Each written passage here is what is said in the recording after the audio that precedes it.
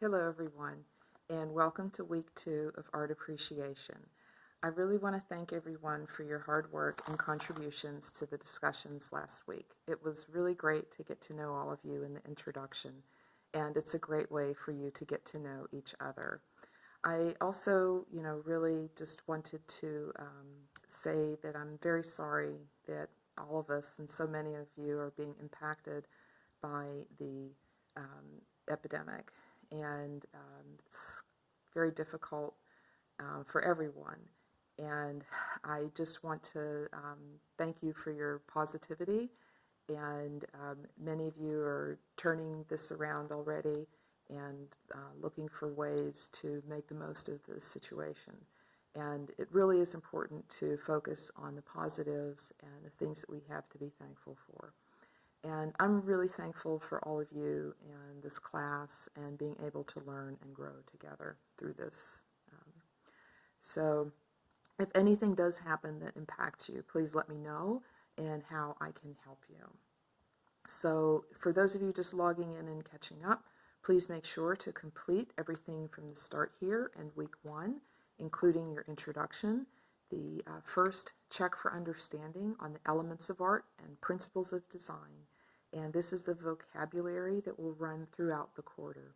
We use it to talk about art. It's used to write about art history, and you'll practice using this in all of the discussions. So it's important to get started getting to know the elements of art and principles of design. So this week, week 2, is all about prehistoric art, and it's the start of the timeline of art history. And we start making art as soon as we become human, or does making art make us more human? But it starts with the start of our history. So you'll have an overview with vocabulary. Please write down the vocabulary first and then go through the reading assignments. You'll do much better on the check for understanding. You'll have, again, that check for understanding. And if you are missing some things the first time, it really is a check.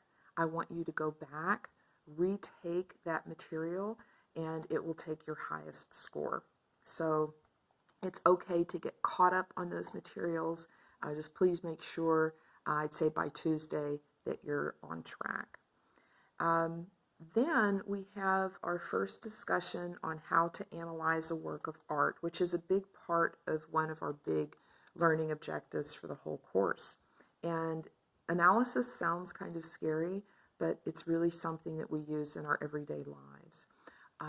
We analyze things all the time. Think about when you watch your cell phone. You've thought about a set of criteria. You've thought about price. You've thought about coverage.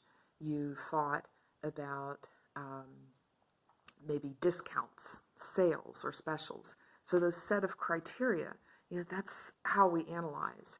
So we can use the same thing for art. And one of your reading assignments, the 4 steps in art criticism, will really help to give you those criteria. And if you follow those criteria, it's really very simple. You will also use the elements of art and the principles of design. And this vocabulary will actually give you a lot to talk about. So the 4 steps of art criticism really starts with description. And you describe the work of art as if you're talking to someone who's never seen it before. And that's fairly simple.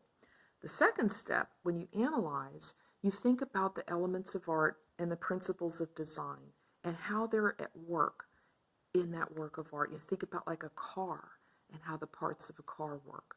So you might think about, for example, value, and how value might create depth or the look that something is 3D.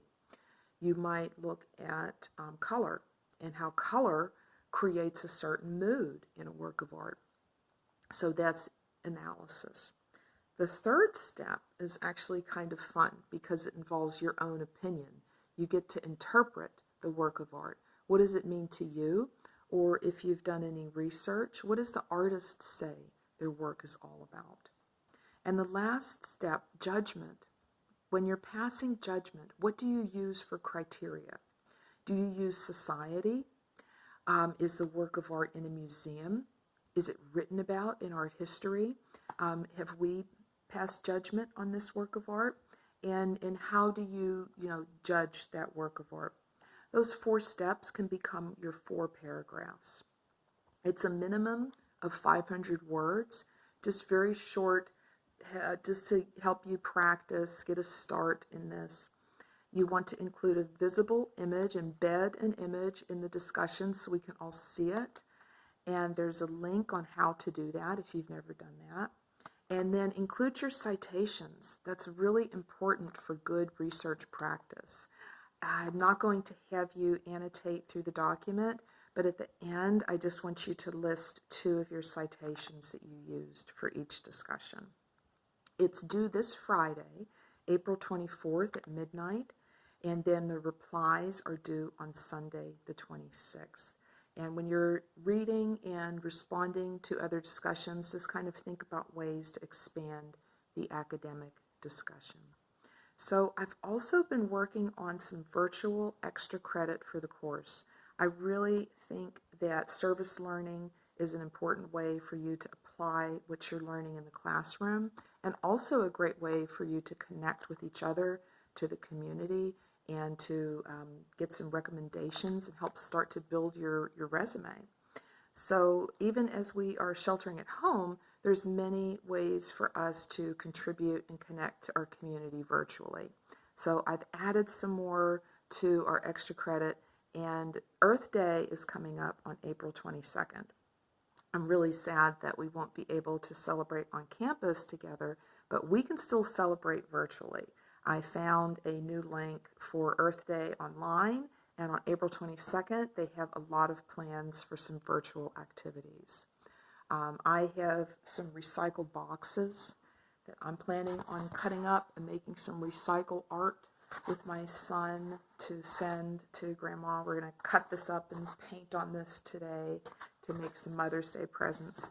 So I'm sharing that, and you can take a look at that and participate in Earth Day and still continue to be a part of these activities. So I hope that helps, and I hope you have a great week, and I look forward to seeing all of you in the discussion.